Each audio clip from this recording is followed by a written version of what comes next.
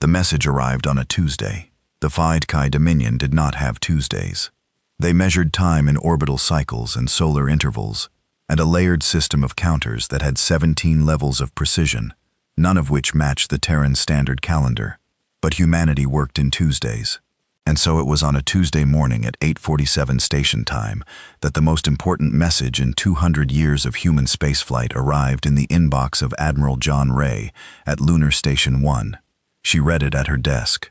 Cold coffee at her elbow, a half-finished commissary sandwich that had been optimistic when she started it 3 hours ago. She read it once, then again. Then she laughed. A real, full, belly-deep laugh. The kind that does not ask permission before it comes out. She was still laughing when Lieutenant Quan, her adjutant, appeared in the doorway with the morning reports. He watched her for a long moment. "Admiral, come in. Read this." She slid the tablet across the desk. Quan was 26 precise and had the professional gift of keeping his face calm when his brain was doing something more complicated. He picked up the tablet. He read it. He set it down. "It appears to be a formal declaration of war. It is a formal declaration of war. They want all 12 colonies and the entire fleet dismantled. 48 hours. She stood and moved to the window. Earth hung in the deep black below the station, wide and blue. The coast of Africa, just visible through a slow drift of cloud. From up here, it looked peaceful. It was not peaceful. It had never been peaceful for long. That she was beginning to think was rather the point. They included their fleet count, Quan, right there in the message body. 4,000 warships. They listed the number as though they expected us to read it and simply stop. "It is a very large number, ma'am." "It is." She was quiet for a moment. She was thinking about her grandfather. Born in Manila, raised on stories of a grandmother who had lived through 3 different occupations of the same city without ever leaving. She had fed people, hidden things, and survived through the specific stubbornness of someone who had decided this was her place, and she was not going anywhere. It is the number of a people who have been winning so long they have forgotten that winning is not free, that someone has to agree to lose. She turned from the window. "Get me General Park. Get the command council and Quan. Ma'am, new coffee.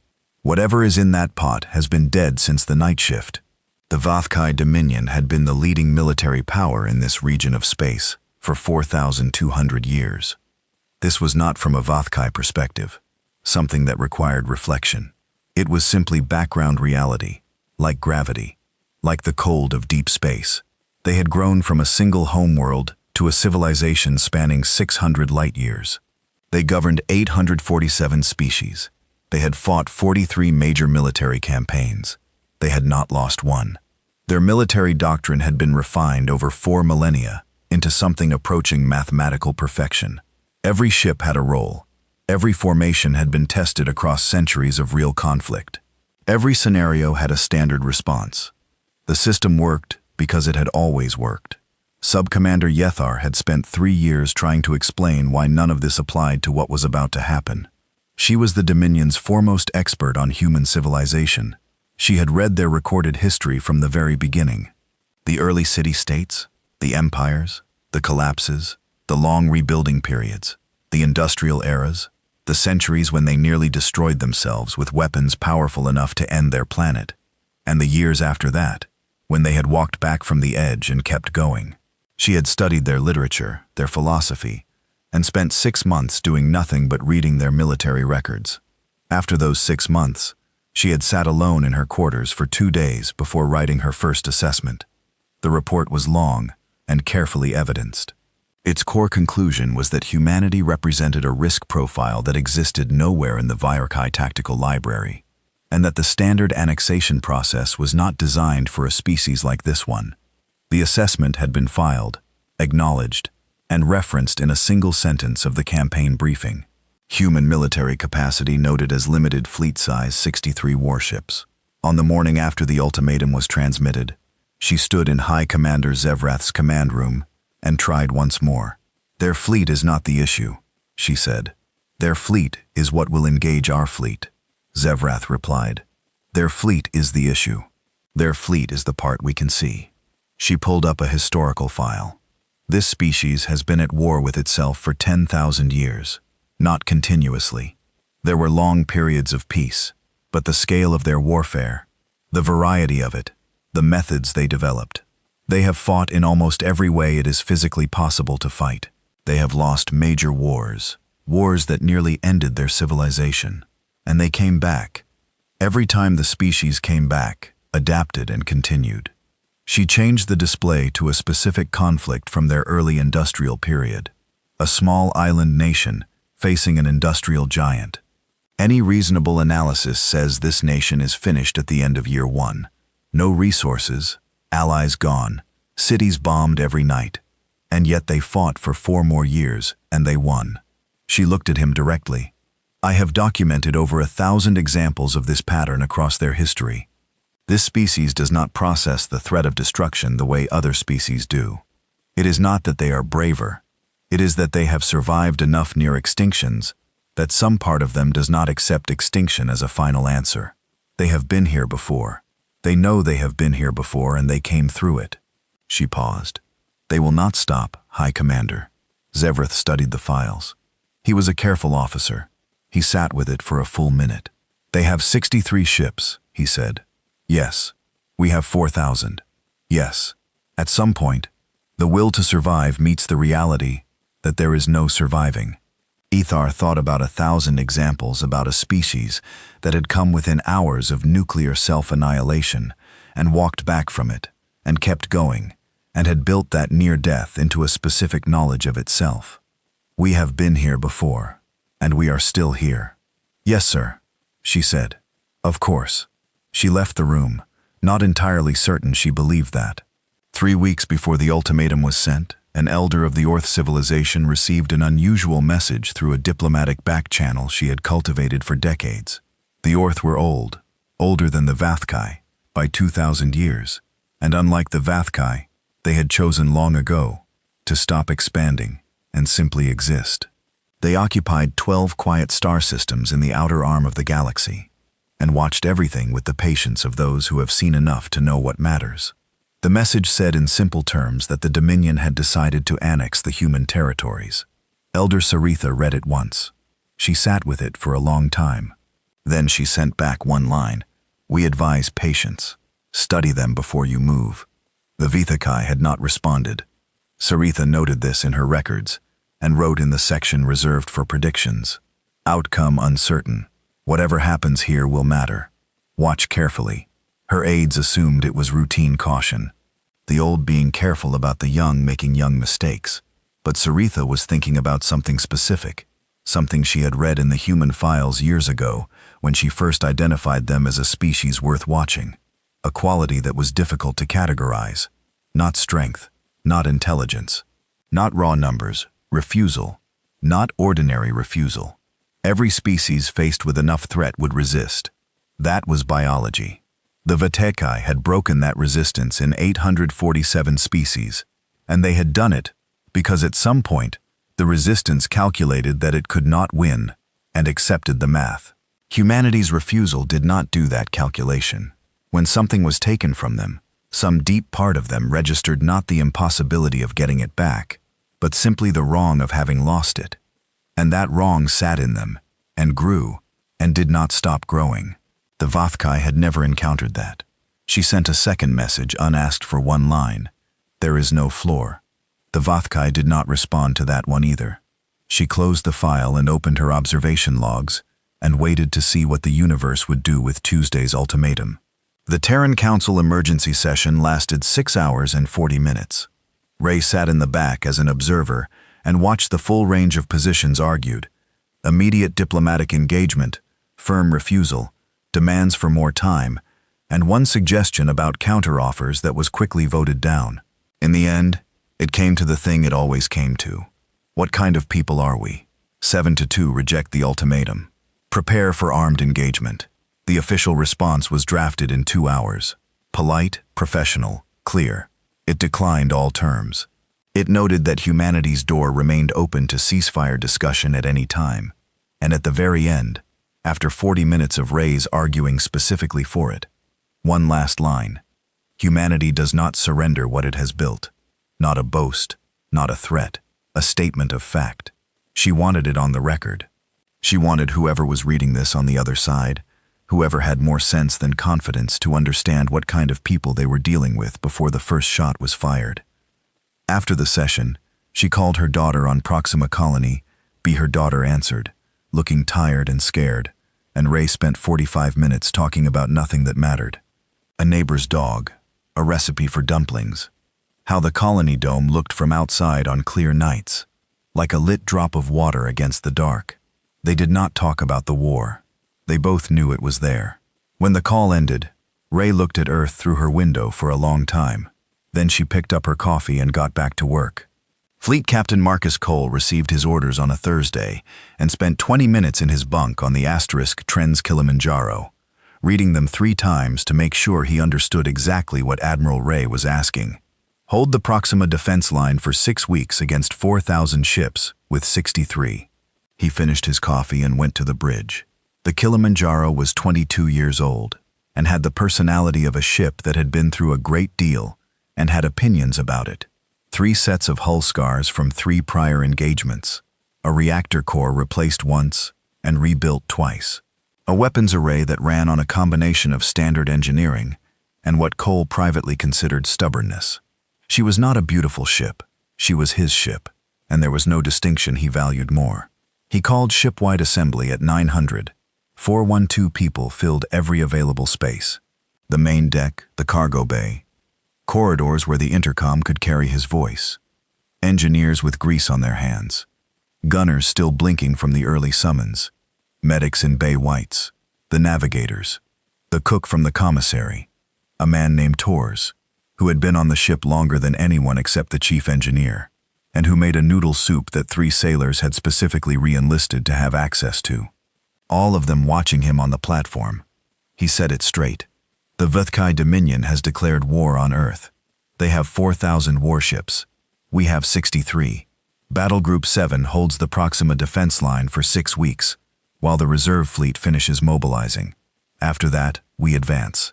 He let the numbers sit.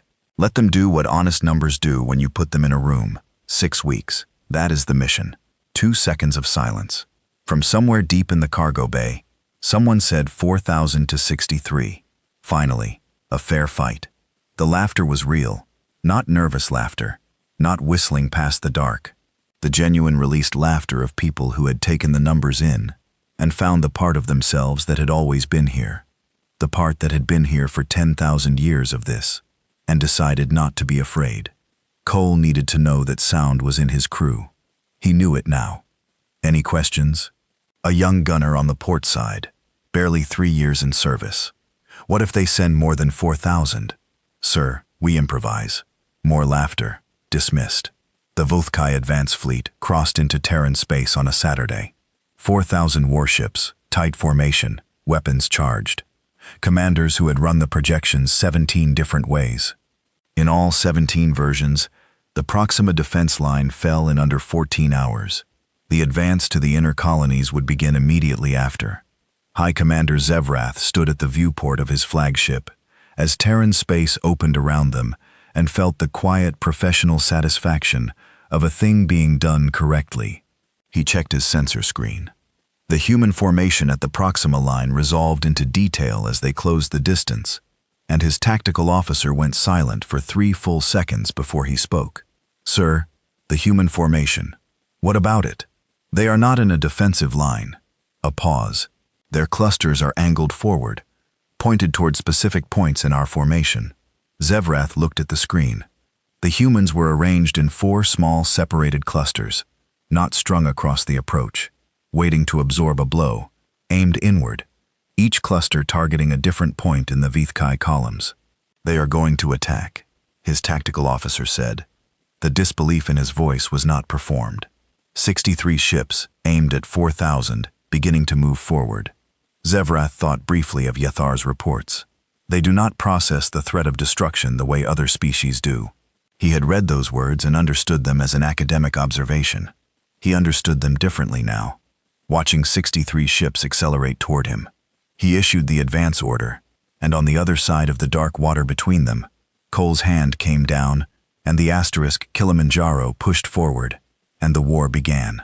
The first exchange of fire between humanity and the HFY Dominion lasted 11 minutes. In those 11 minutes, Battle Group 7 fired first, fired precisely, and achieved something that none of the HFY tactical officers would fully explain in their after-action reports.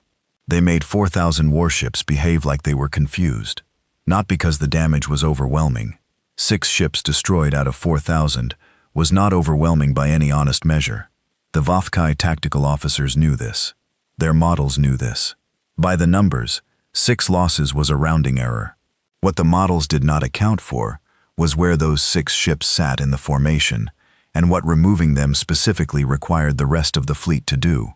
Cole had found the gaps 3 days before the battle, during the transit from Lunar Station to Proxima.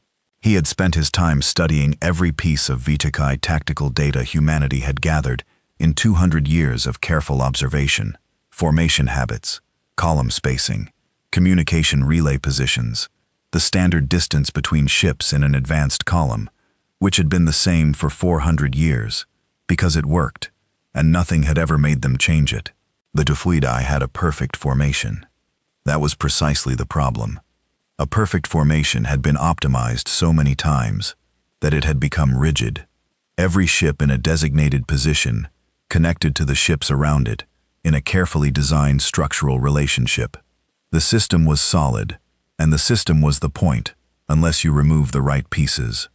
Cole had identified 6 ships arranged at specific intervals in the left advance column.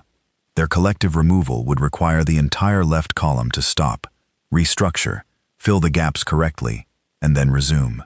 The doctrine demanded proper restructuring. You could not leave the column unbalanced. The doctrine was 4,000 years old, and it was the doctrine because it was right. That restructuring would take 30 to 50 minutes.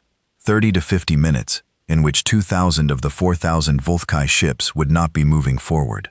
He had not told his crew this was a strategy for winning. It was not a strategy for winning. It was a strategy for delay. It was the tactical version of the whole mission. Make them pay more than they planned. Keep moving. Do not stop. By the time that needed to be bought, Mark Cole said the Kilimanjaro fired. 4 other ships in the cluster fired at the same moment. The targeting was coordinated to the millisecond. Each ship assigned to a specific point on a specific target. The 6 HFY ships at the designated positions went dark in a chain that took less than 4 seconds. The left column buckled. The gap opened. Cole drove into it before it could close. What followed was 11 minutes of precision, followed by 36 days of grinding, costly, exhausting attrition. Cole's cluster hit the gap, pushed through, then pulled back before the column could close around them. On the right flank, 2 other human clusters held just outside weapons range and did not attack. They moved constantly, kept the right flank commanders nervous, demanded responses, consumed attention without spending ships. The 4th cluster had peeled away from the main engagement entirely and was moving at speed around the outer edge of the full HFY fleet, toward the supply line, running back into Dominion space.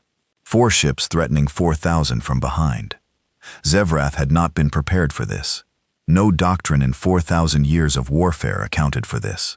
You did not position 4 ships at the rear of an enemy fleet, unless you were trying to get those 4 ships killed.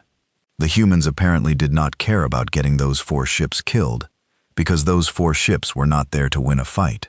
They were there to force him to detach a rear guard, which meant pulling ships from the advance, which meant slowing the advance. He detached 200 ships to deal with them. The 4 human ships immediately ran. They stayed just outside weapons range and led the 200 HFY ships in a wide looping circuit that consumed 6 full hours before Zevrath recalled the rear guard. While the rear guard was running in circles, Cole's cluster had reformed and hit another structural point in the left column. Then the right flank clusters, which had been doing nothing but looking threatening for 2 hours, moved together and hit the right column in the same surgical way. Cole had briefed his captains before the battle. His exact words had been, "You are not trying to fight them. You are trying to make them fight themselves. Every move they make in response to you is a choice about where to put their attention. Make them make choices. Make every choice cost more than it should. Add up the costs." On day 4, Battle Group 7 lost its first ship, the Trans Mr. A Bay *, a frigate, that had pushed too deep into a closing Vithkai pocket while trying to reset position. Her crew of 92 escaped in 12 life pods. Cole noted the loss in his log and made sure his communications officer transmitted the full crew manifest to Fleet Command within the hour. All 92 names. He did not dwell on it. He did not allow himself to dwell on it. He added the name to the list he was keeping and went back to the work, because the work was what kept the rest of the names off the list. By day 12, Battle Group 7 had lost 7 ships. The Vothkai had lost 41. The numbers still said the Vithkai were winning. The numbers were correct, but the numbers had projected losing 4 ships by day 12. They had lost 41, and the advance that was supposed to have reached the first inner colony by week 2 was still 2/3 of the way between Proxima and its target.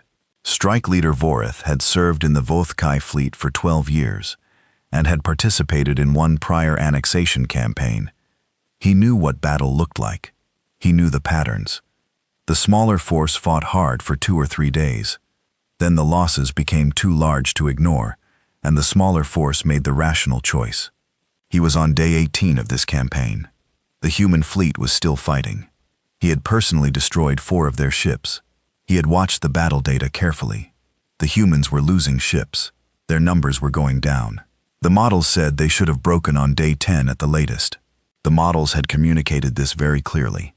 The models seemed not to have spoken to the humans about it. What disturbed Vorith most was not the persistence. He had been briefed on persistence. What disturbed him was the way the humans fought when they were losing. In every engagement he had ever studied, a force taking heavy losses began to shrink inward, pull back, become defensive, try to preserve what remained. That was the natural shape of an army in decline. The human fleet was not declining in shape.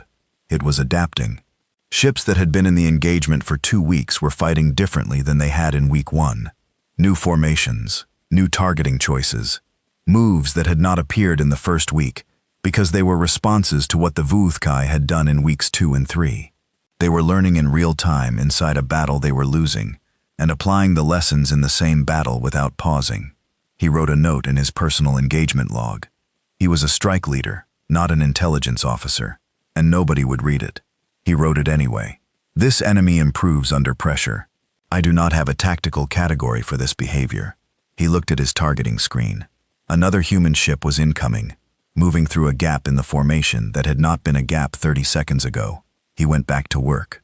In her intelligence office on the Eternal Dominance Sub-Commander Yethar wrote her 7th report in 18 days. The human formation continues to exceed all engagement projections. This is not tactical error on our part, nor is it statistical variance. This is the expected result of engaging a species with this psychological and historical profile under sustained pressure. Their resistance is not decreasing over time. It is increasing. Every day of this engagement, they are better at fighting us specifically than they were the day before. Their capacity for real-time adaptive improvisation is not a variable accounted for in our models. It should be. She stopped. She chose the next sentence carefully. I am formally registering concern that the campaign timeline is not viable as currently constructed. I request an emergency review of engagement strategy before the advance continues past the current position. She submitted the report. It was acknowledged in 48 hours. It was not acted upon. On day 19, Soren woke Cole at 300 to tell him the starboard battery had taken a direct hit and the backup relay was giving them 30% power. He followed her down to the engineering deck in his socks and a shirt that was not fully buttoned and spent 4 hours there with her and 3 of her engineers doing the thing the Kilimanjaro had always done: find another way. They route power through a secondary channel, rated for atmospheric systems, and absolutely not rated for weapons. Soren built a manual buffer on the spot, from components that had different jobs on paper, reinforced it with 2 bracing struts from a storage rack that nobody was using, and brought the battery to 60% operation. Cole asked if 60% would hold. Soren looked at the buffer the way a sculptor looks at a piece that is not quite finished but is out of time. Weak, maybe. Don't get hit in the same place. I'll take it, he said. He noted the repair in the log as a non-standard maintenance procedure. He did not note that it voided 3 equipment warranties, because those warranties were currently not the point. He went back to his bunk and slept for 3 hours, and then got up and went back to the bridge and kept going. He did not feel heroic about any of it. He had never understood the word heroic as something separate from the word necessary. The mission was clear. Hold for 6 weeks. He was on week 3. His ship was still here. 35 of his 63 ships were still here.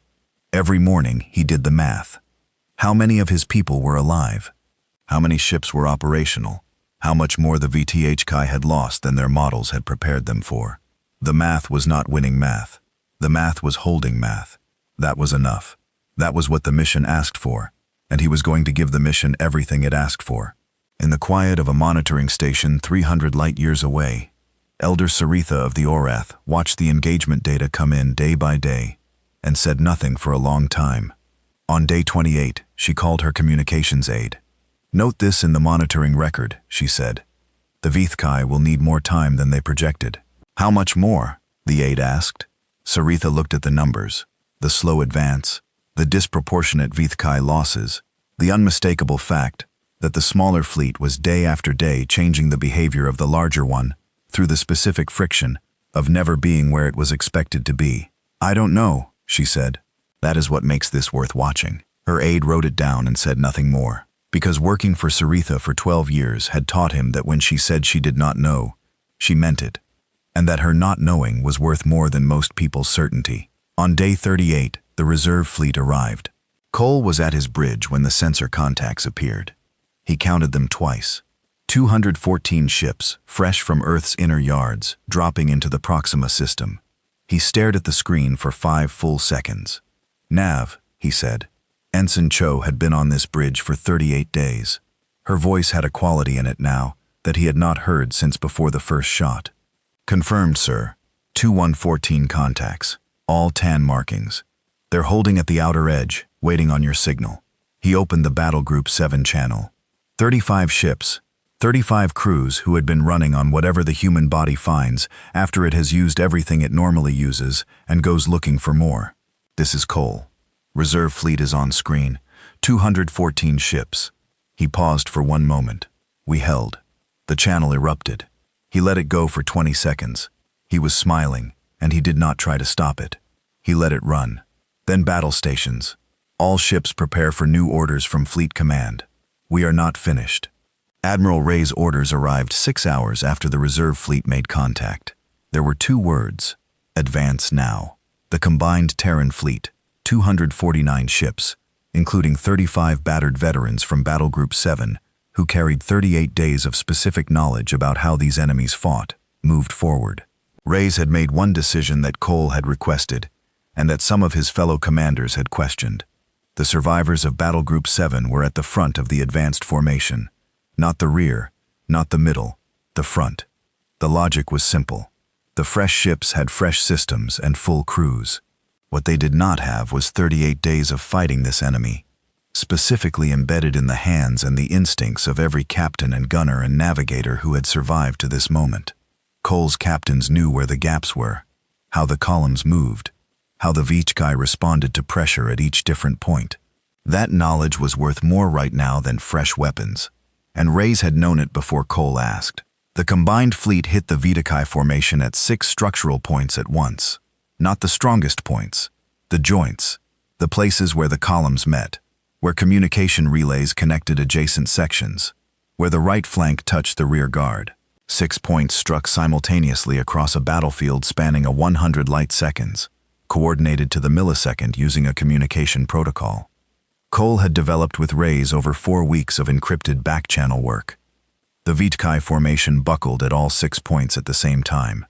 On the bridge of the Eternal Dominance High Commander Zevrath watched his tactical screen and issued the orders to stabilize. He was a good commander. He stabilized the formation, closed the gaps, absorbed the losses, and maintained the advance. His numbers still overwhelmed the human fleet by more than 15 to 1. He had stabilized before, and he stabilized again. But his tactical officer was looking at the human formation data, and the expression on his face was one Zevra had not seen before. "Sir," he said, "the ships that have been engaged for 38 days, they are leading the new formation." "Confirmed." "Yes, sir." The veterans are at the front. Zevrath looked at the screen.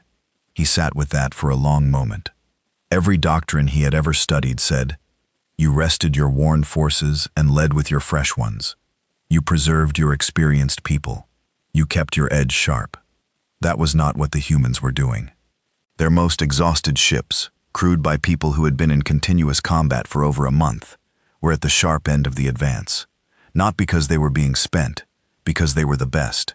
Because 38 days of fighting, this enemy specifically, had made them better at it than anyone else. And Ray knew it, and she had put them where the knowing would matter most. Zevrath looked at the screen for a long time. Then very quietly he said, "Begin defensive restructuring." His tactical officer stared at him. In 30 years of service under this commander, he had never heard that order issued as an opening move. "Sir, you heard the order." Zevrath did not explain. He was still looking at the screen at those 35 damaged, patched veteran ships, pushing forward through his formation, with the calm, unhurried precision of people who had been here before and knew exactly what they were doing. For the first time since entering Terran space, he was beginning to understand that he did not fully understand what he was fighting.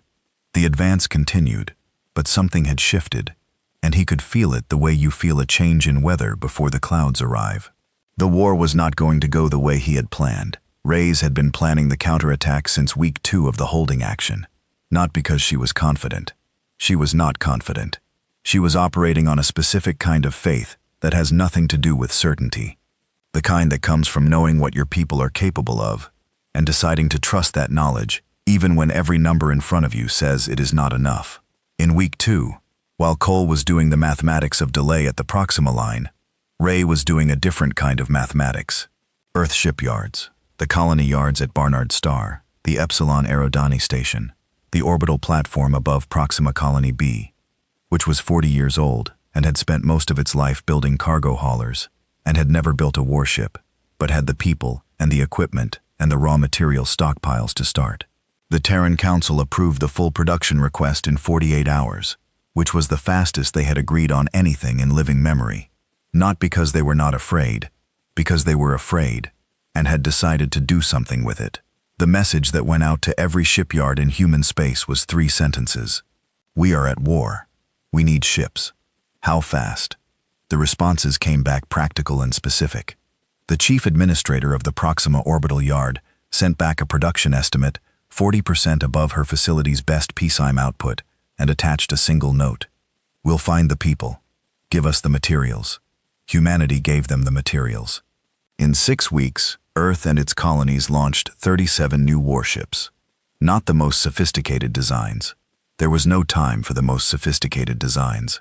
Ships built quickly from existing templates, adapted for the tactical requirements that Cole had been transmitting back from the Proxima engagement in real time. Wider weapon spreads, better point defense, enhanced power management for the duty cycle the battle had revealed.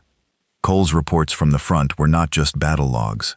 They were a 6-week education in Vathkai formation behavior, sent to every engineer and tactical analyst with the clearance to read them. Every gap he had found, every structural weakness he had exploited, every response the Vathkai had made that revealed something about how their doctrine worked. By the time the reserve fleet assembled, humanity knew more about how the Vathkai fought than any species had known before going to war with them. The advance hit the Vathkai formation at 6 structural points simultaneously, and the first 3 hours of it went the way Cole had told his captains it would go. Not perfectly. Nothing in a real battle goes perfectly. The Trends Kilimanjaro took a glancing hit in the second hour that took her port maneuvering thruster to 60% output, which meant Cole had to adjust his approach vectors on the fly and recalculate the timing for his cluster. Second strike. He did the recalculation in his head in under a minute and gave Nav the new numbers, and they kept moving. But the shape of it was right. The 6 simultaneous strikes fractured the Vathiokai formation at its joints before it could brace, and the human fleet drove through the fractures the way Cole had spent 38 days learning how to do. The Vathio response was fast. It was always fast. 4,000 years of discipline meant that when the formation was hit, the response was immediate and coordinated. Gaps were closed. Columns reformed. The advance slowed but did not stop. What was different now was that the humans were not trying to hold a line, they were pressing. Every time the HFY closed a gap, the human fleet found the next joint and hit it. Every time the HFY reformed a column, Cole's captains were already looking at the new shape of the reformation and identifying what the reformation had created. A defensive restructuring always created something. A new angle, a new gap somewhere else. A temporary weakness while the ships found their positions. 38 days of watching this enemy restructure had taught Cole's captains to read those moments before they fully formed. Commander Adisa, running a human cluster on the left flank, hit a reformation gap so precisely that his tactical officer asked afterward how he had known it was going to be there. Adesona thought about it. "I didn't know." He said, "I just knew they'd have to put it somewhere." That was the difference. The HFY doctrine told their commanders where to look. Cole's veterans had spent 38 days learning to look at the doctrine itself and find where it was going to produce the next opening. The galaxy was watching. Not loudly, not with public declarations or announced positions.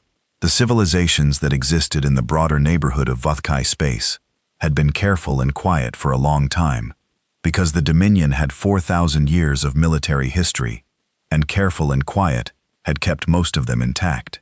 But they were watching. The Sethri Union had been a member of the HFY Dominion for 800 years. They had their own ships, their own space, their own government, in all the ways that did not conflict with Dominion requirements. 800 years of careful compliance had built them a stable, quiet existence. They had accepted this because the alternative had always been clear. The Sethri ambassador to Dominion Command, a careful and long-serving official named Drath, watched the Proxima engagement data for 38 days and then requested a private meeting with his senior advisors. He spread the numbers across the table. The HFY Advanced Fleet has been engaged for 38 days against 63 human warships. He said they have lost 103 ships. Their advance has reached 62% of the projected position. He looked around the table. The humans launched 37 new ships last week. No one spoke immediately. They are building ships faster than the Dominion is destroying them, one of his advisors said very carefully. "Yes," Drath said. Another silence. "What are we doing with this information?" a second advisor asked. Drath looked at the numbers for a long moment. 800 years of careful, 800 years of compliance. He had been in this role for 30 of those years, and had never once imagined he would sit in this room and feel the thing he was feeling right now, which was something between hope and vertigo. "We are watching," he said very carefully, "and we are waiting to see what happens next." Elder Saritha of the Orthra was not just watching the engagement data. She was watching the shape of things. On day 46 of the campaign, she called her senior advisors and told them to prepare a formal contact package for the Terran government. Not an alliance offer, not yet. Something more careful. An introduction. A signal that the Orth knew who humanity was and had been watching for a long time and did not think this war was going the way the HFY expected. Her advisors asked if this was wise, given the Dominion's current position. The Dominion's current position is exactly why this is the right time. She said 4,000 years is a long time to be the only answer. Something new is happening. It is worth being on the right side of something new. She sent the contact package through a diplomatic back channel that the Dominion did not monitor, because the Dominion had never needed to monitor it, and had never thought to start. Humanity received the message. Ray read it at her desk at Lunar Station. A brief and careful communication from a civilization she had known existed, but had never directly engaged with. It said in formal language that the Orth were aware of the conflict, had been following it with great interest, and wished to establish preliminary communication. And then in the last line, something unusual for a formal diplomatic communication. "You should know that we have read your terms offer carefully. We think it says more about what you are than anything else you have done." Rai read that last line twice. Then she wrote back. Zevrath called for reinforcements at the end of week 7. He had held off for 3 weeks longer than any tactical analysis said he should have, which was its own kind of admission. He had held off because calling for reinforcements meant admitting that the current force was not sufficient. And for 4,000 years, the word insufficient had not been in the HFY military's working vocabulary. But the numbers said what they said. His advanced fleet had lost 141 ships in 7 weeks. The human fleet had grown to 286. The ratio that had begun at 63:1 had compressed through losses on one side and production on the other to something just under 15:1. Still a dominant advantage, still by any standard measure, a winning position. But the rate of change was wrong. 800 additional warships arrived from the Dominion Border Reserve in Week 8. His total force rose to 4,600 and some. The ratio opened back up. He felt the satisfaction of a commander who had identified a problem and addressed it correctly. In her quarters, Yethar received the notification of the reinforcement order and sat with it for a long time. Then she wrote her 8th report. The additional fleet deployment increases our total numerical advantage significantly. I note for the record that numerical advantage has not been the limiting factor in this engagement.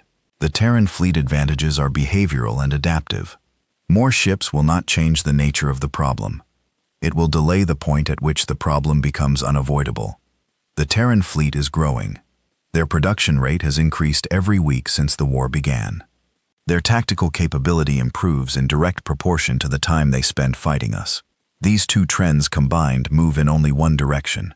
I am formally requesting that the High Commander consider a ceasefire approach before the campaign reaches the Sol system.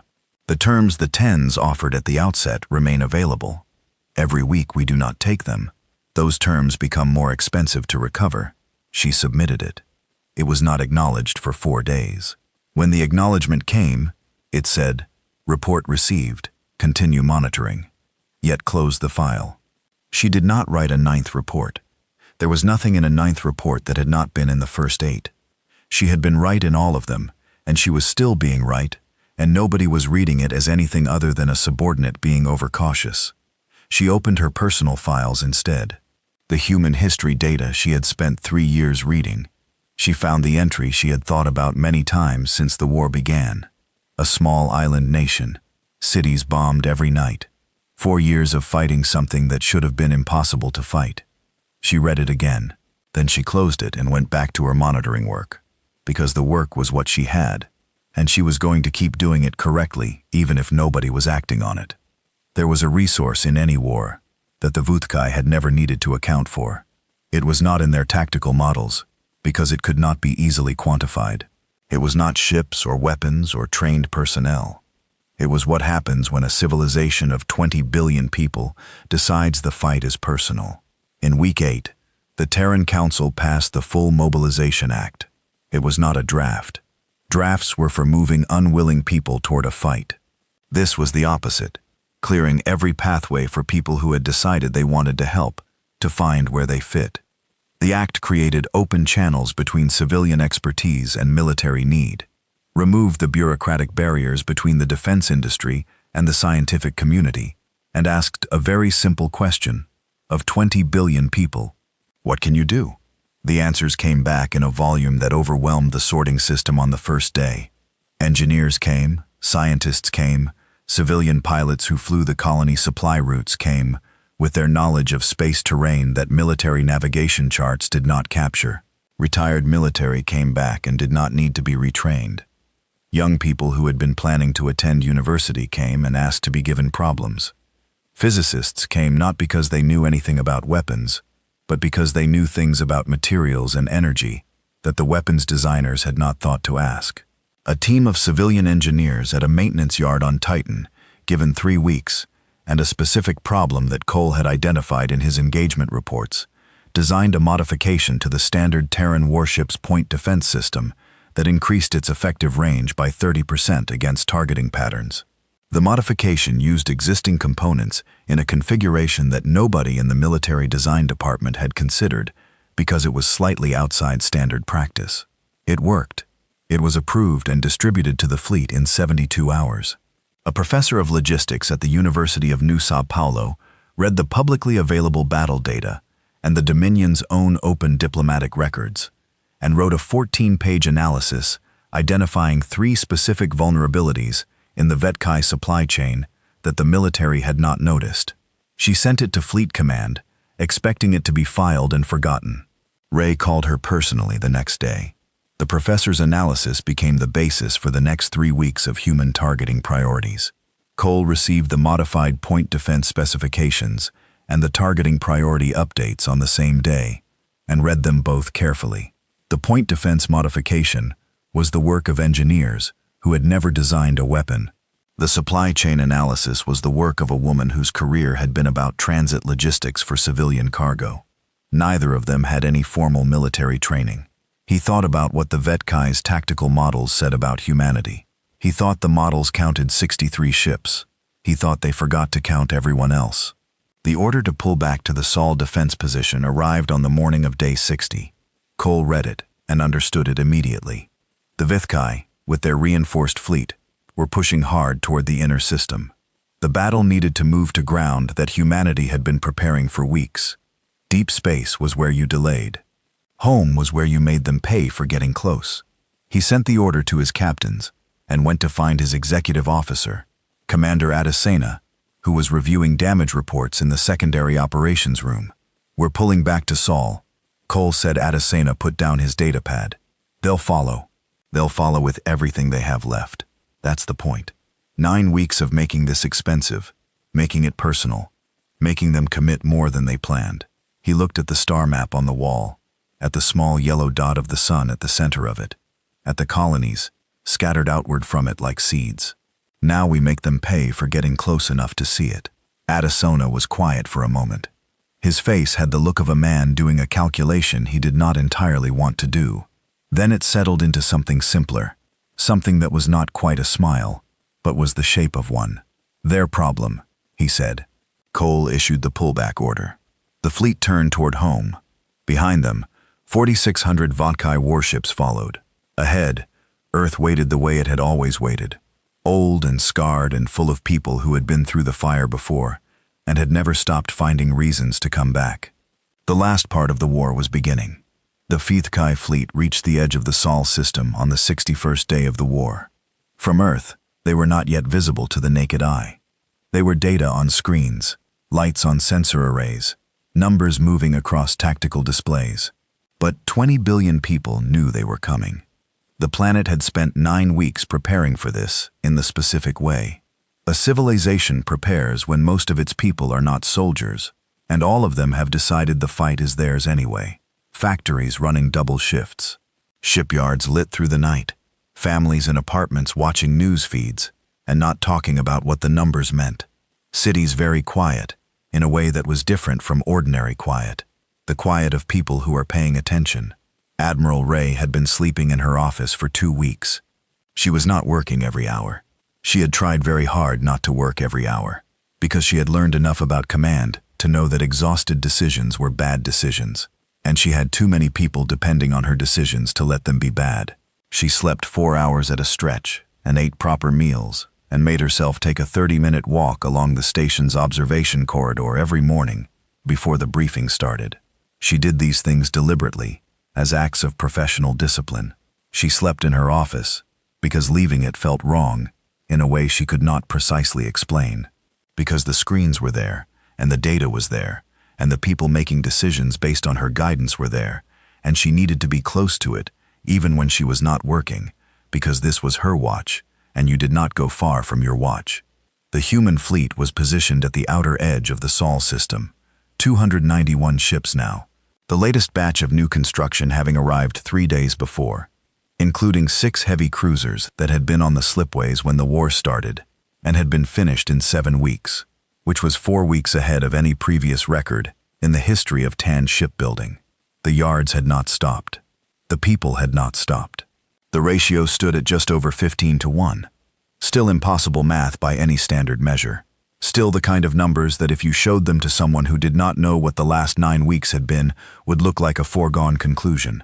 Ray had stopped doing the math 3 weeks ago, not because it was wrong, because it was no longer the point.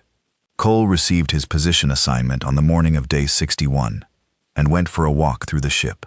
Not an inspection. He knew the ship's exact state without inspecting it. He walked the decks because he had learned many years ago that before a large engagement, his crew performed better if they had seen his face. Not a speech, not a briefing, just his presence.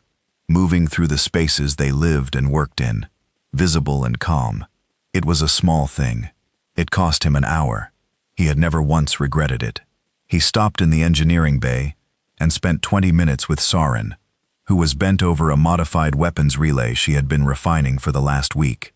The modification came from a material science paper she had downloaded from the Public Research Network, written by a professor at a university on Earth, whose entire career before the war had been about stress tolerance in transit infrastructure. Nothing to do with weapons. Everything to do with how materials behave under heat and pressure at the molecular level. Soren had read it, understood something in it that the professor had not intended, and turned it into a modification that increased the relay's heat tolerance by 12%. 12% meant the weapon's battery could sustain fire for longer before the relay needed to cycle down. In a sustained engagement, the difference between being in the fight at minute 40 and not being in the fight at minute 40 was not a small difference. "It's holding," Soren told him, not looking up from the relay. "Good," he said. "Don't get hit in the relay housing. I'll add it to the list." He walked the rest of the decks, the gunners, the medics, the navigation team running approach calculations for positions they hoped they would not need. To the cook, who had made coffee for 400 people and had a look on his face of someone who had decided that making good coffee today was the thing he could do, and he was going to do it as well as it had ever been done. Cole drank the coffee. It was very good. He went back to the bridge. He had 4 hours before the projected first contact window. He sat at his station and wrote a message to his daughter, who was 16, and living with her mother in a coastal city on Earth. He had sent her a message before every significant engagement for 2 years, and she had never once asked him to stop, which told him something important about her. He wrote, "Doing my job. Proud of you. I'll see you when this is over." He believed that he was not certain it was true. He sent it anyway, because the belief was real, even if the certainty was not, and she deserved the real thing. He closed the message. He looked at his tactical screen. He had 4 hours. He used them to go over the plan one more time. At 14:23 hours on day 61, the advanced columns crossed the outer boundary of the Sol system. The battle began. Cole's cluster hit first, the way it had always hit first. The Kilimanjaro and the 5 ships around her drove into the gap between the Vithkai lead column and its adjacent support column with the specific, practiced precision of a team that had been doing this exact kind of thing for 61 days. The lead column fired at where they had been. The asterisk, Kilimanjaro, fired at where they needed to fire. 3 Vikai ships at the front of the lead column went dark. The column buckled. On the right flank, Addisona hit the corresponding point in the right column. 1 second later, 2 more Vikai ships down. The right column buckled in the same way. Both flanks fractured in the first 8 minutes.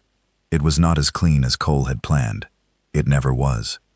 A Vithkai heavy cruiser that was supposed to be occupied with Addis's cluster broke formation and drove directly at the asterisk, Kilimanjaro asterisk, and Cole had to pull the ship up and over in a maneuver that used the thruster assembly in a way Soren would have opinions about later. And the near miss left a long scorch along the upper hull that added one more line to the ship's long autobiography. But the shape held the 6 simultaneous strikes at 6 structural points.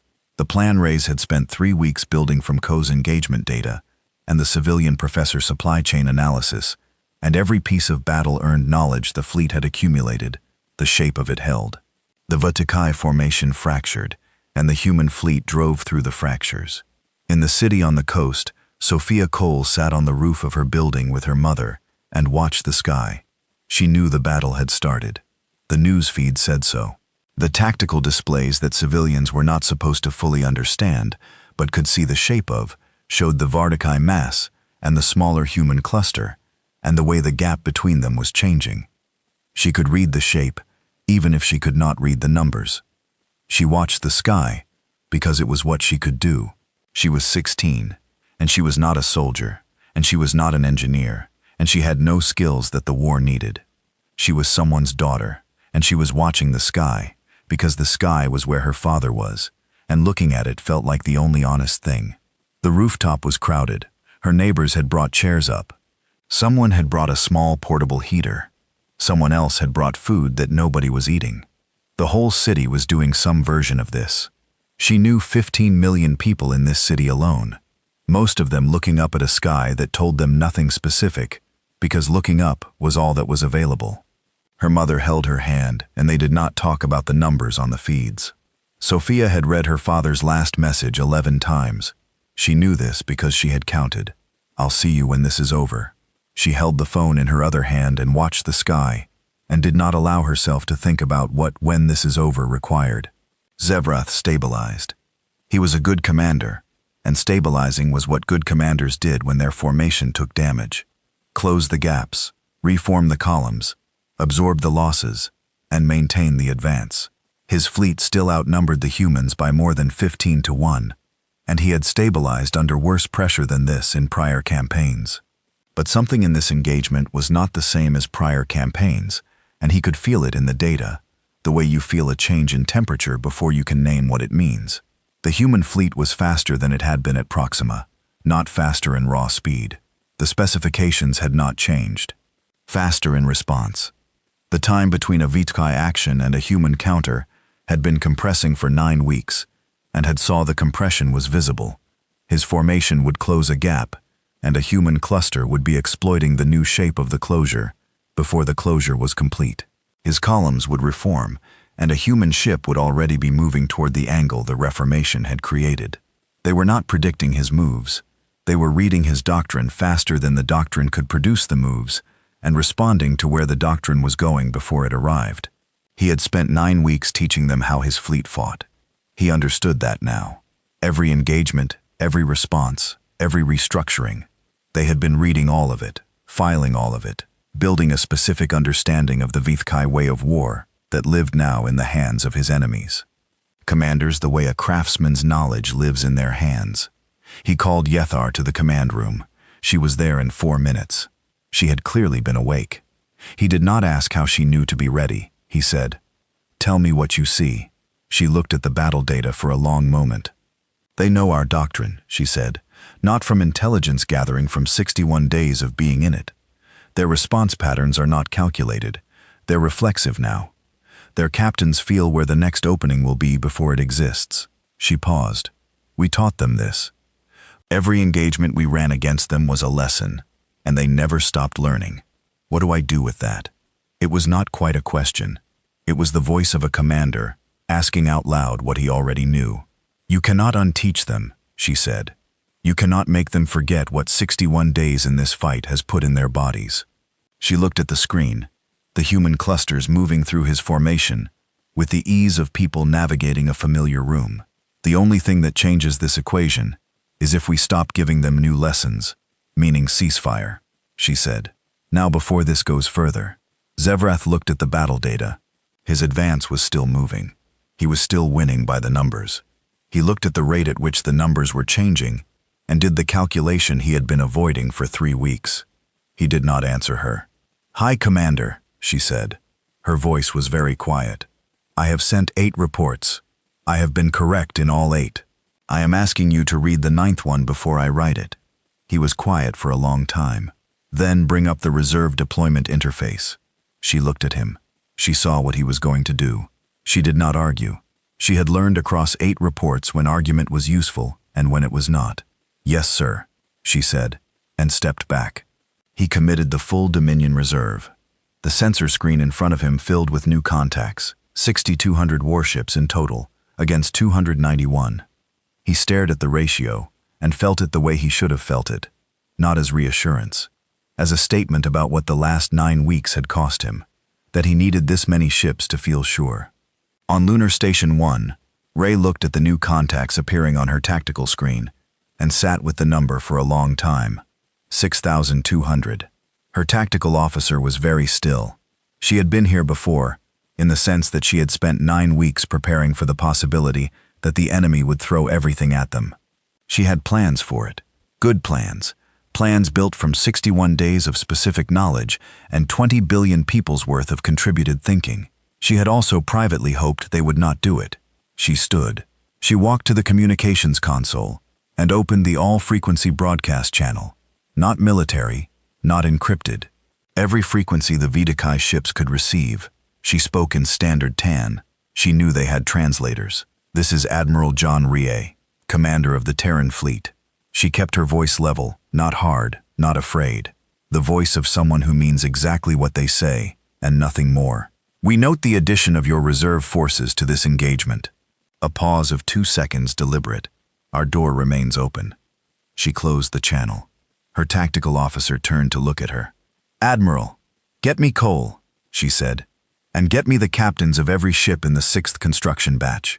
We have work to do. She sat back down. She looked at 6,200 lights on her screen. She thought about her grandfather's grandmother in Manila who had watched an occupying force arrive and had fed people and hidden things, and stayed exactly where she was because this was her place, and she had decided that a long time ago, and the decision had not changed. Ray had made her own version of that decision a long time ago. She picked up her coffee and pulled up the targeting priority analysis and started working. The battle ran through the night and into the following day. At hour 9, the Kilimanjaro took a direct hit on the lower port quarter that blew out the secondary hull plating on deck 7 and sent 5 crew members to the medical bay. Cole had a damage report in his hands within 3 minutes. He read it, confirmed that all 5 crew were alive, and sent the damage assessment to Soren with a single line. What do we still have? Soren's response came back in 11 minutes. Everything that matters, keep flying. He kept flying. At hour 14, Cole was doing the thing he always did in sustained combat, looking at the data from a slight remove, letting his tactical brain work on the shape of the engagement, rather than the individual pieces of it. When he noticed something in the HFY response intervals, they were slower, not by much. A fraction of a second longer to close a gap than an hour before. A formation adjustment that should have taken 45 seconds, taking 60. Tiny numbers, easy to miss if you were not looking for them. Easy to discount if you saw them, but had never spent 61 days specifically learning to read this enemy. Cole was looking for them. He had been looking for them since Admiral Ray had written to him 2 weeks ago. Every war has a moment when the math stops being the thing that matters. Watch for it. Tactical, he said. Sir, run the HFY response intervals for the last 20 minutes and compare to hour 1. A pause. The sound of calculations being run. Then, sir, they're degrading. Average response time is up 11%. Not collapsing, not breaking, degrading. The enormous ancient machine of the HFY fleet, running on 4,000 years of doctrine, showing for the first time the specific kind of strain that comes from being pushed to do something the machine was not built for 9 weeks, and then another day. Cole opened the fleet channel. All captains look at HFY response intervals last 20 minutes compared to baseline. Confirm what tactical is showing me. The confirmations came in over the next 4 minutes, one by one, every captain reading the same numbers, every captain understanding what the numbers meant. He leaned forward. Prepare coordinated strike. All ships target package Foxtrot. Target package Foxtrot was the plan Ray had built for a specific moment, not a moment of the enemy breaking, but the first moment of the enemy slowing, the first crack. You did not need a break. You needed a crack, and you needed to be ready for it when it came, and you needed every ship in the fleet to hit it at once. They had been ready for 3 weeks. On my mark, Cole said. All ships. He looked at the 6,000 lights on his screen, at the crack in the enormous machine that had taken 61 days and 9 weeks of grinding, and 20 billion people's worth of stubbornness to put there. Mark 291 human ships fired together. For the first time in 4,000 years of HFY military history, the advance stopped, not retreated, not broken, stopped.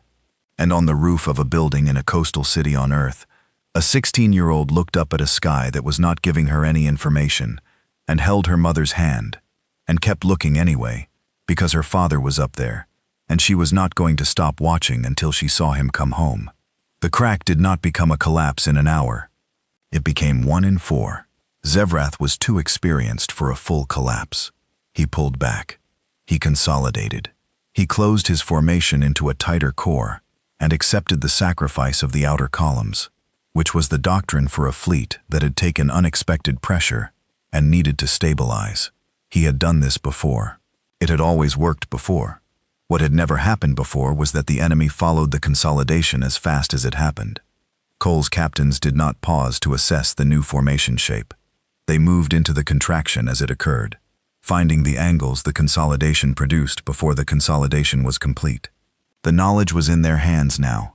62 days and 14 hours of specific accumulated irreplaceable knowledge about how this fleet moved when it was hurt. They did not need to calculate. They read it the way you read a familiar face. Zevroth closed one gap, and two others opened. He closed those, and the pressure came from a different angle. He restructured his left column, and the right column was hit before the left column had finished moving. The machine was working correctly. The doctrine was being followed precisely. The doctrine was producing the openings that were killing his ships. He had built a perfect system over 4,000 years. The system was perfect. The enemy had spent 62 days learning the system well enough to use it against him. He stood at his command screen and watched the numbers, and did not look away from them, because he was the kind of commander who believed you owed it to your people to look at the truth of a situation clearly, even when the truth was something you had spent 9 weeks refusing to accept. The truth was this: he was not losing the war the way he had expected to lose it if he lost it. He was not being overwhelmed by superior firepower or superior numbers. He was being worn down by an enemy that had turned his own patterns into weapons, and did not stop, and had never stopped, and was not going to stop. He thought about Yethar's first report 3 years ago, before the campaign, before the ultimatum, before any of this. There is no floor. That was what the Orth message had said. He had not known what it meant then. He understood it now in the specific visceral way you understand a thing when you are standing inside it. They did not find the floor. There was no floor to find. Every cost he imposed on them they absorbed and converted into fuel. Every week of this war they had come back harder and more specifically dangerous than the week before. He had brought 6,000 ships to the edge of their home system and stopped their advance for the first time in 4,000 years. He had run out of options that did not end in a place he did not want to go. He turned to the communication station. "Open a channel to Terran Fleet Command," he said. "Command frequency authenticated." His communications officer did not hesitate. He had been watching the battle data for 14 hours. He opened the channel in 15 seconds. Zevroth waited. Ray received the communication request at 6:14 on day 62. She had been awake for 4 hours. She had eaten breakfast. She had taken her morning walk along the observation corridor and looked at the stars and thought about nothing useful for 30 minutes. Because sometimes, nothing useful was what the brain needed before it could do what came next. The request came through on command frequency authenticated. "High Commander Zevrath Frothkai Dominion Advanced Fleet." She opened the channel. "Admiral Reyes," he said. "High Commander," she said. The translator worked in both directions. They were speaking two entirely different languages and hearing each other clearly, and she thought briefly that there was something in that worth holding on to, though she was too tired to chase it into a metaphor right now. A pause longer than a communications delay explained. "You said," he began, "in your broadcast yesterday, that your door remained open." "I did," she said. "Did you mean it?" It was not quite a question. She heard the thing underneath it. A commander of 4,000 years of unbroken history, asking a woman he had spent 9 weeks trying to destroy whether she had meant an offer of peace, whether it was genuine or tactical, whether humanity was the kind of people who said the door was open and meant it. "I meant it from the first message we sent," she said. "I have meant it every time I have said it. I mean it now." Another pause. "I would like to discuss terms," he said. She held that for one moment, not for drama. She was not a dramatic person. She was someone who had wanted this since before the first shot was fired, who had written it into every official communication and said it over open channel in the hardest hours of the hardest battle of her life, because she had always known that the door was only worth something if it was actually open. "Tell me what you're offering," she said. The Vithkai had prepared standard terms before leaving Dominion space. They were the terms a great power offered a smaller one that had proven more costly than projected. Return of 2 colonies as a concession, reduced fleet size requirements, a governance oversight agreement that left the Dominion in a supervisory role generous by Dominion standards, structured to leave the relationship intact with the Dominion still at the top of it. Ray read the offer. She set it down. "These are not terms we'll accept," she said. A silence. Then we are offering significant concessions. Admiral, you are, she said. I understand that, and I want you to know I take it seriously. But those are not the terms. She pulled up the document she and the council had prepared 3 weeks ago, when the shape of the war had begun to clarify, and she had started to believe carefully, without saying so out loud, that this conversation might actually happen. Here is what we're asking. She transmitted it on the Eternal Dominance asterisk. Zevrath read it. He read it twice. It was not what he expected. It was not punitive. It was not the terms of a victor pressing advantage over a defeated enemy. It did not strip territory from the Dominion. It did not demand reparations that would take generations to pay.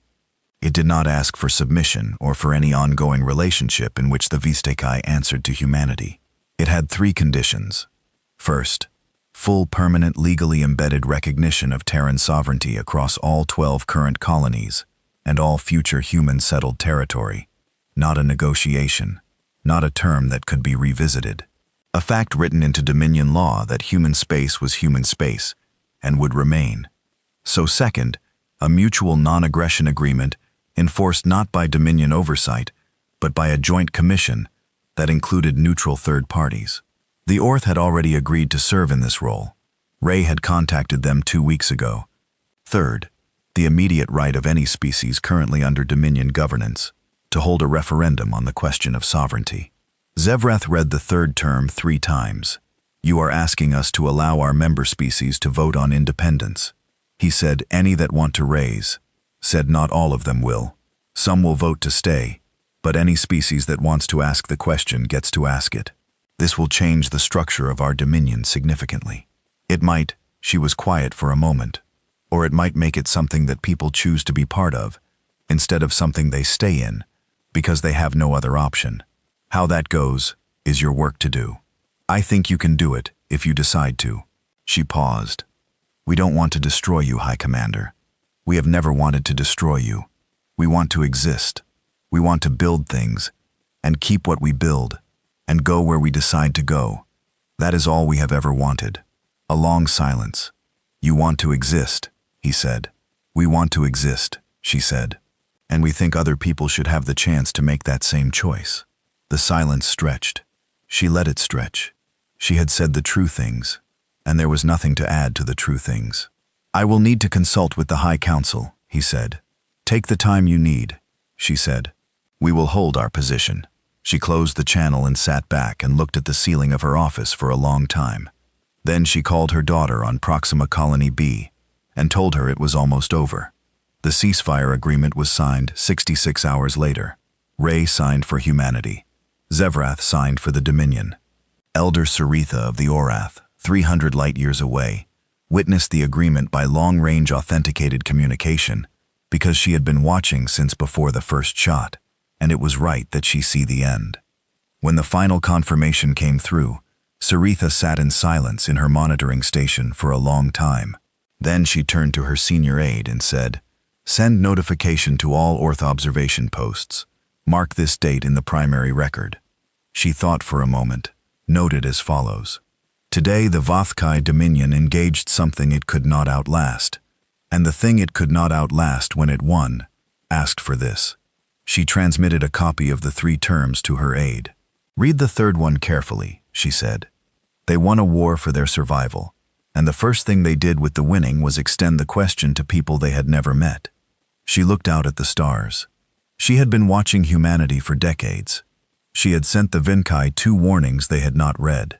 She had written in the long record that this species was something the galaxy had not seen before, and she had meant it as a tactical observation and as something more. Now she understood the something more. It was not the fighting. Other species had fought as hard and as long. It was not the stubbornness. The stubbornness was remarkable, but it was not unique.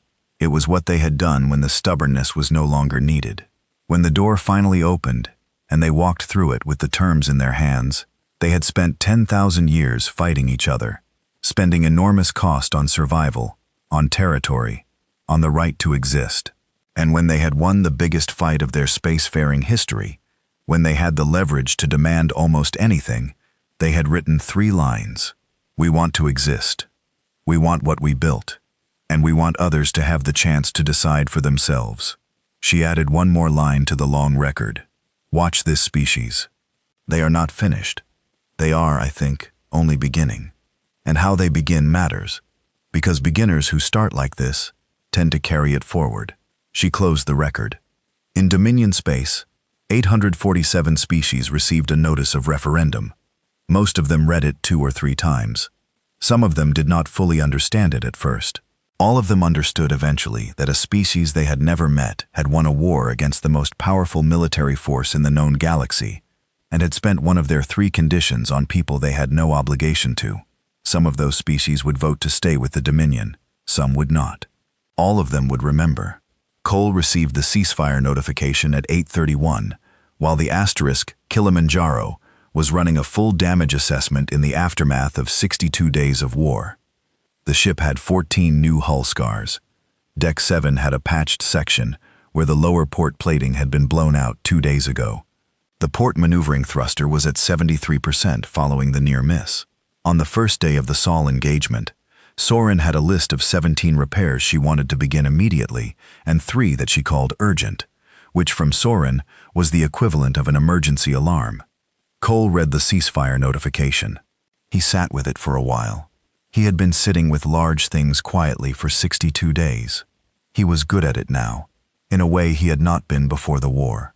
The quiet that follows an enormous thing is its own kind of work, and he gave it the time it needed. Then he opened the ship-wide channel. Attention all crew. His voice was steady. He was tired in a way that went past the body and into the deeper parts of you, the parts that run everything else. But the steadiness was real.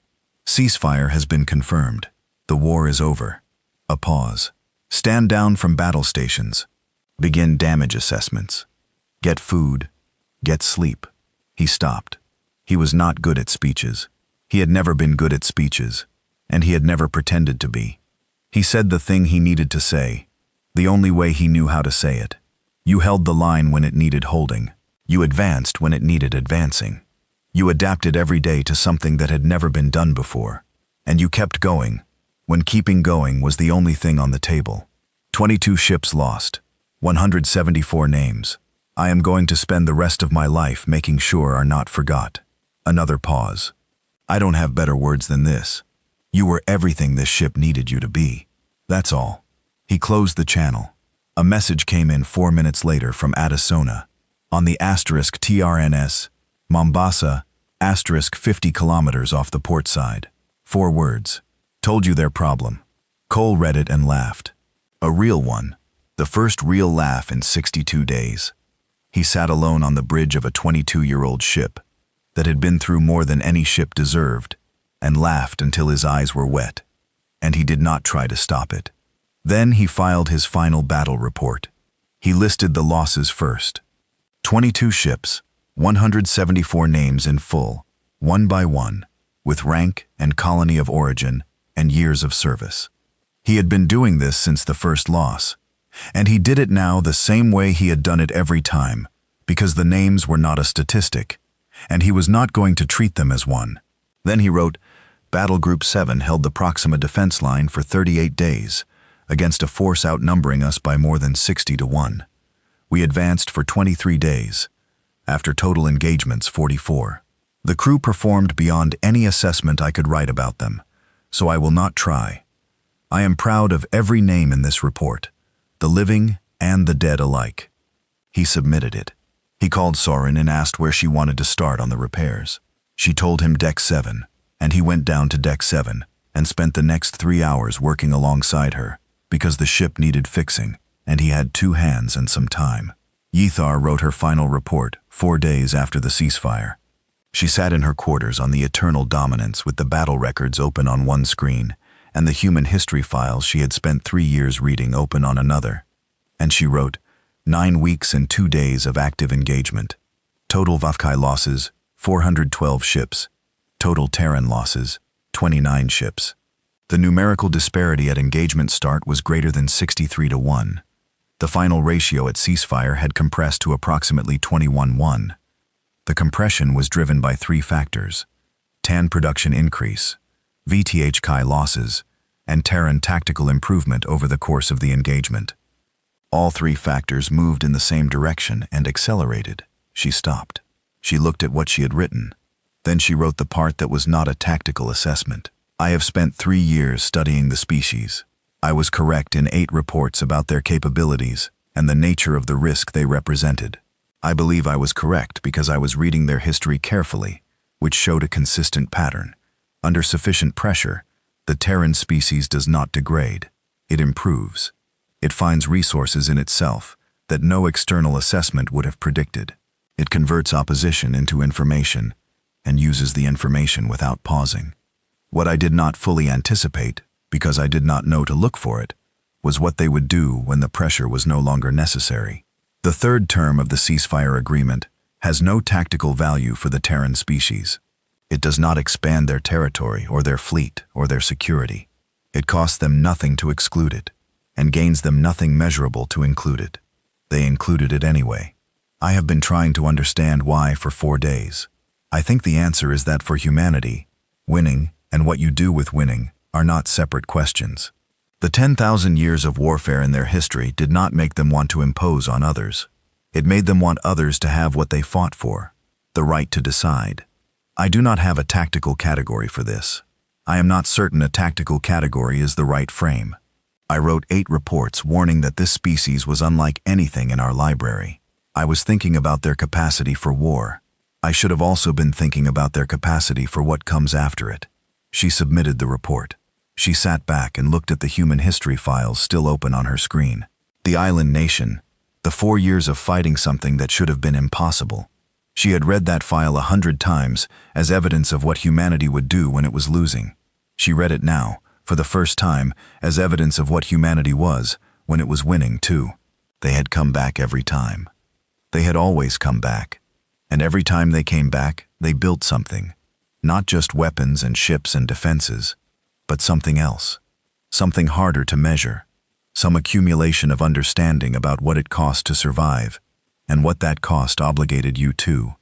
You spent that cost and then you tried to make sure others did not have to. She closed the file on the roof in the coastal city at 8:47 on a Wednesday morning that was not so different from a Tuesday morning 9 weeks ago. Sophia Cole's phone buzzed. She had been up since before dawn. She had not slept well. She had been watching the news feed since midnight and had seen the ceasefire confirmation at 2:31 and had cried for a long time, and then stopped, and then cried again. And then her mother had made tea, and they had sat together in the kitchen until the sky started to change. The message was from her father. War's over. Ship needs repairs. 3 weeks, maybe 4. A pause in the message log that meant he had stopped and started again. Tell you about it when I'm home. Proud of you. I'll see you soon. She read it 3 times. Then she went to the roof. The sun was coming up over the water, doing what it had always done, indifferent to the 62 days that had just happened, and carrying on regardless, because the sun did not need to know what had happened to keep being the sun. The city below her was waking up. She could hear it. The slow sounds of 15 million people starting an ordinary morning for the first time in 9 weeks. She looked at the sky. It was very blue, very old, full of stars you could not see in the daylight, but that were there anyway, the way things are there even when you cannot see them. Her father was up there somewhere on a ship that needed 3 weeks of repairs, already filing reports and checking damage, and drinking whatever tours had made in the commissary. He had done his job. He had always done his job. He was coming home. She looked at the sky for a long time. Somewhere in it, things were different now. Not because a war had been won. Wars had been won before by everyone, and the winning had not always meant much. Different because of what had been asked for in the winning. Because a species that had spent 10,000 years learning every way to fight had looked at the moment when it had leverage over something vast and old and powerful, and had written 3 lines. The third one, the most important. Anyone who wants to ask the question gets to ask it. The galaxy was going to be sorting out what that meant for a very long time. Sophia did not know any of this specifically. She was 16, and she was standing on a roof watching a sunrise, holding her phone with her father's message on the screen. She knew her father was coming home. For now, that was the whole world, and it was enough.